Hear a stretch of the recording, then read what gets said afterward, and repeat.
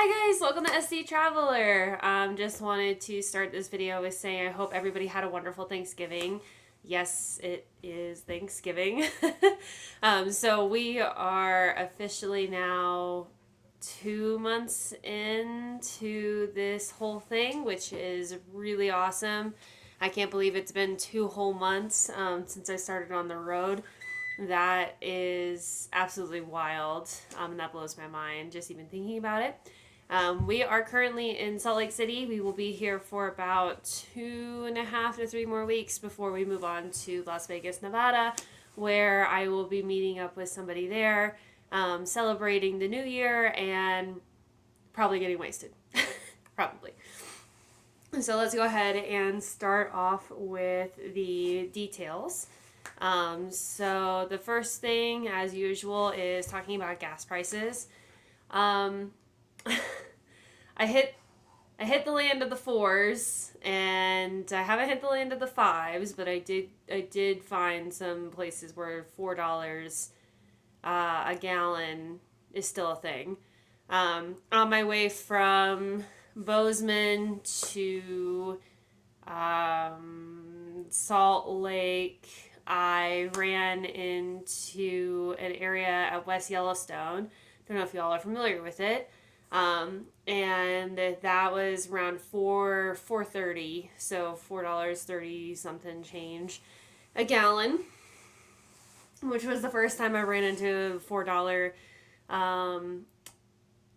amount for gas since I've left, besides that one day in Carbondale. But I think that is just how it is there at Yellowstone because it is by a national park and they only have 2 gas stations in West Yellowstone, and then you have another, I think it's an hour drive to run into the next one. So it makes sense, and that's where all the truckers have to go through to be able to get down to Idaho Falls and Twin Falls, and make their way south. So really it's been just those 2 areas now. Even in Salt Lake City, they have the gas prices mostly in the threes, higher threes, so like 3.7, 3.8. The lowest I found was 3.69, and that was just by luck, and that was in the southern part of Salt Lake City. The northern part's more expensive, which is kind of interesting to kind of find out, just from driving around in the city these past few weeks. So that's been quite an interesting aspect to the city itself. Right now, currently, we are staying at a house. I'm dog sitting for 6 days, which has actually been pretty exciting. So I'm not only getting paid to dog sit, I am also able to have the amenities, so like free laundry, using the dishwasher. I cleaned out the entire van, got that all reset, did some modifications on the van because they have power tools here, so I don't have to buy power tools. So that was actually really nice to have, that ability to work on the van for any modifications, like it needed to be done. So the weather hasn't been too bad. So far, it's the coldest it's been was in Bozeman. It got to 8 degrees while we were in Bozeman. All my water froze in the van. The highest it got when we were there was probably 20 degrees during the day. So that was a wild experience to have in the van. My work laptop, literally the second it turned on, it'd be like full battery, and then in 10 minutes it'd be dead and just die. That's how cold it was. I spilt almond milk, and it literally like froze the second it left the pan, with any heat that was in it. So that was annoying and a troublesome experience, and I had to clean that up now that we're in Salt Lake City and I had the chance to. So that's been the coldest that it's been and that I've experienced so far. I've definitely need to add insulation into the door panels. I've started to realize that the insulation is not existent in those panels at all. So when I have the heat blasting and the second I turn off the van and then crawl into the back, I can feel the cold space in between the side doors, and that's where all of my heat's going. I also need to make an insulation pillow to put where the fan is so that when I am sleeping, I can insulate that to try and stop more of the heat from going out there as well. Um, so it's been kind of a learning experience with this whole thing and trying to figure out what is the priority with the van for next time. And it's actually been really nice to learn these things. It's a little bit of an inconvenience, but it's nice to learn. And I think it definitely will be helpful to have those done. So that's the next project. It's kind of a pain in the butt because I got to take all of the panels off, like the wood pieces, and then I have to take the actual plastic off, which doesn't sound like it's a big deal, but I have blinds on a couple of those doors. I have to unscrew those blinds and then I have to take them off. And then when I put it back, it's kind of a pain to figure out how to line it up right. I even had to have my dad hold a door panel because it kept swinging. um, so that's going to be kind of a challenge by myself, but I think that that'll be the right next move is to get some insulation in those panels to try and help with the cold and managing all the heat that I'm basically putting in the van that literally leaves the second that I turn it off.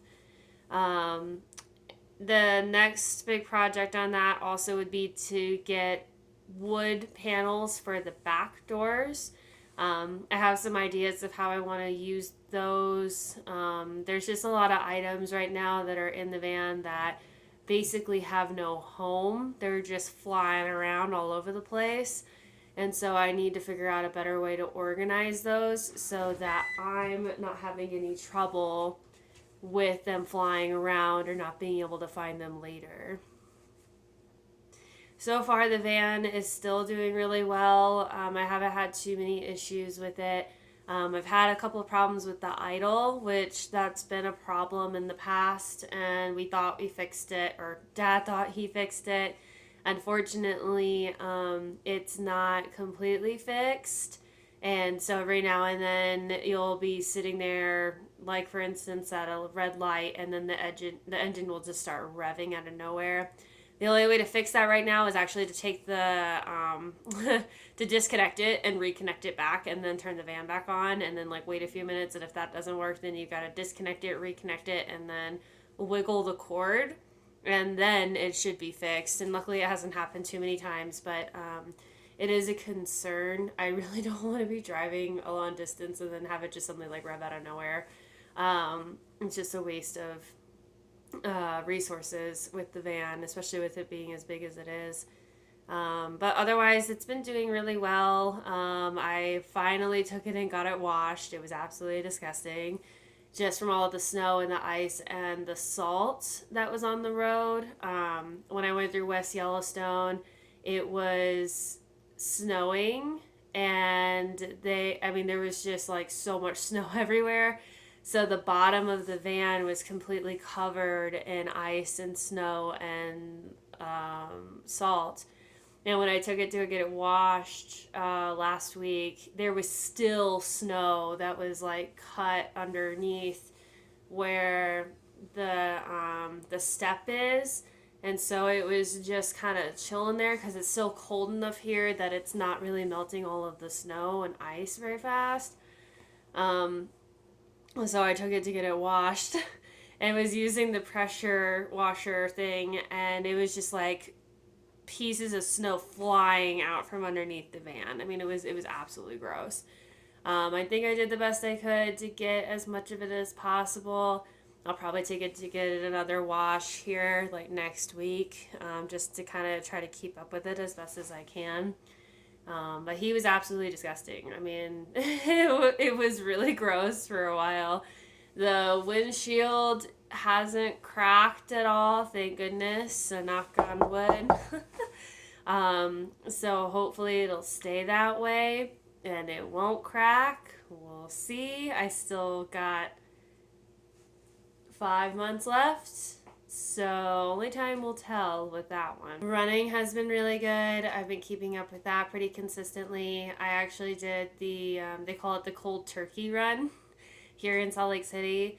That race, it was really fun, but it was pretty disorganized. It was probably the one of the races I've been to that was the most disorganized out of everything that I've done so far. And it was still a fun race, but here's a couple of things. One, they did not start on time. They said they'd start at 9 a.m. I understand if you're a few minutes late, it's fine. But we're talking about a holiday where people cook all day. And yes, I get it. Like, you are probably a one man show. You didn't expect this many people to show up, blah, blah, blah. But, like, get all your ducks in a row. You decided to orchestrate this. People paid money to come here and do this. And you're late.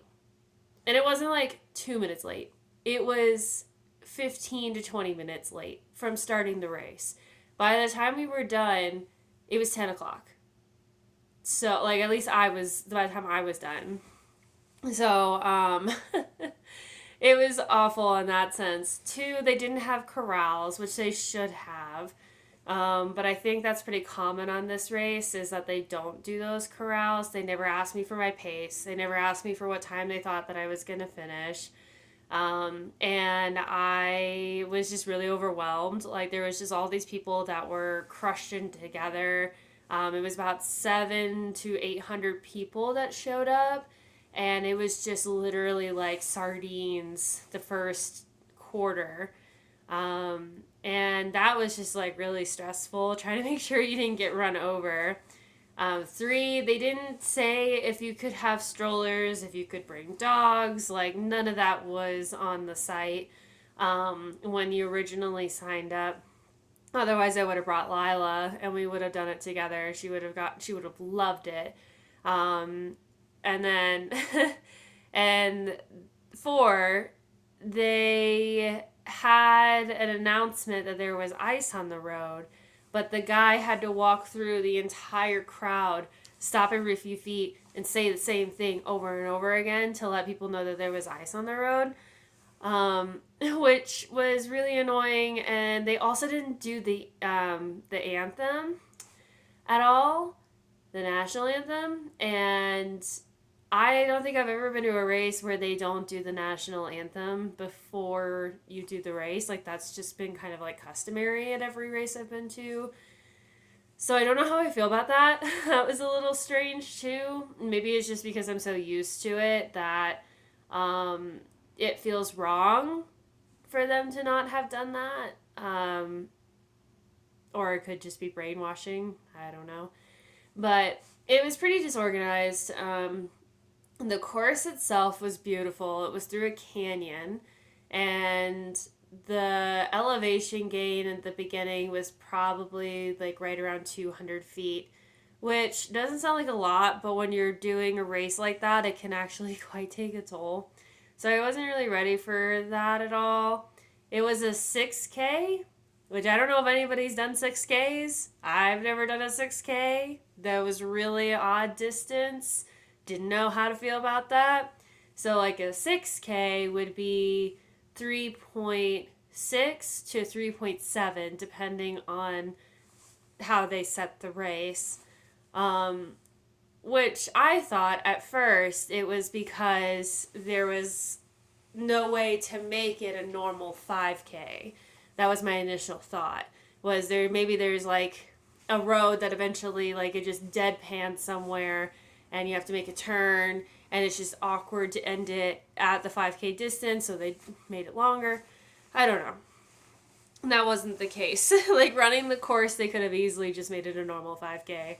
I'm just assuming that the guy was like, oh, we're just going to do whatever we want. Well, maybe this is a 5K, and when they were wrong the first time, they're like, well, it's closer to a 6K. And just stuck with it. I really don't know. And the way down, like, because once you turned around, it was all downhill, which I love. I absolutely become a beast on a downhill run like that. and just let everything go, and just it was amazing. Like I went from like a 9:30 pace to like an 8 minute and then like a 7:30 at the end. So that was really wonderful to have that experience. I'm glad I got it done. And then when I came back, I had to work 3 hours because my job is stupid. And then the rest of the day, I just ate like a ton of food, and made myself sick. Today's been a struggle to get up and to do things. I finally got coffee in me though, so that was good. So while we're here at this house, I have been setting up the canvases for my art pieces, which those will be releasing soon for you guys. I'm going to be sticking with the oil painting and then doing string pieces because that's basically the only resource I have right now. I hope you guys will like them. I've got 10 more pieces coming out right now until the end until the end of the year. And once those are released, those will be the final 10 pieces of 2022, and then we'll start making pieces for 2023. I don't know what 2023 holds yet for art. I haven't decided which direction I want to go. I have 5 months left in the van. By the time the end of the year happens, I'll have 4 months left. And when I get back, I'm ready to start doing spray paint. I feel it. I have so much inspiration from this trip. I'm ready to make pieces again. I know that you guys have been waiting a long time for me to finally be like, okay, we're going to do this.